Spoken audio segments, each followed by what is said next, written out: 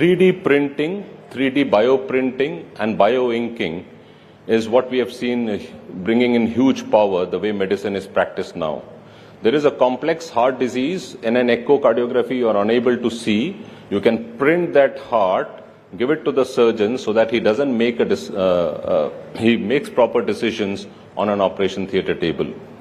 With bioprinting, we would be able to grow kidneys and liver, and that would be again a phenomenal progress for solid organ transplantation program, which would be needed because the disease donor program in our country has its limitation.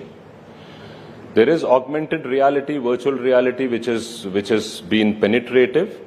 There are structural complex diseases with which the patients come in, and we have absolutely no clue what needs to be done. Through these augmented virtual realities, you need to ease and take good clinical decisions. And this also can be used for good medical education and education for students. Precise medicine, precision medicine, personalized medicine with genomics is the next stage which we are seeing.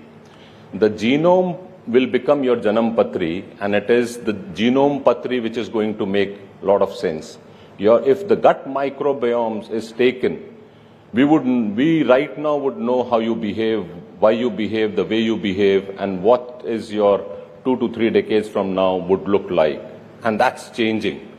So a one shoe fit all model is changing into tailorizing your therapy on an individual genome-based diagnosis. And we have seen this in cancer therapy. We have seen this with CRISPR-based technology. We have seen this with pharmacogenomics. And CAR T-cell is already existing, and we have seen some remarkable progress. Even in pharmaceutical sector, there are close to 60,000 generic medicines which India has in 60 therapeutic categories. India produces and it acquires close to 20% of the global supply. It is important that we remain the powerhouse of pharmaceuticals across the world. And that's the power, and that's what we need to retain. It is slated to be at $130 billion industry, and that's huge strength. MedTech is one of the very, very important sector. We recently saw, just 1 or 2 days back, 1.5 Tesla Make in India MRI machine gets installed in one of the prestigious institutions of the country. Something which is phenomenal, something which is remarkable, something which is never heard of. So there's a Make in India push. Through that, there is huge technology innovation, which is cost effective and which is making inroads.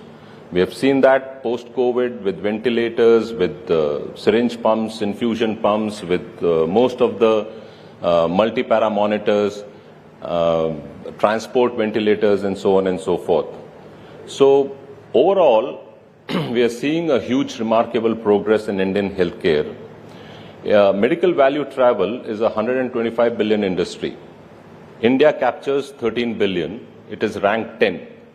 And we are right now seeing a B2B, B2C, but how can we revolutionize? We need to see a G2G, a government-to-government program.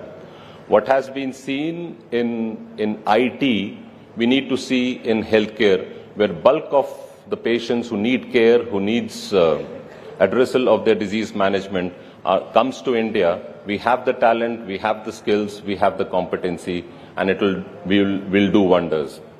So in the end, I'll end with one of the couplets which my father-in-law used to always say, "ए वक्त जरा तमीज से पेशा, वक्त नहीं लगता वक्त बदलते हुए." भारत का वक्त बदल रहा है, भारत के स्वास्थ्य सेवाओं का वक्त बदल रहा है, and I seek everybody's engagement and participation in this progress and revolutionizing Indian healthcare. Thank you very much for your patient listening.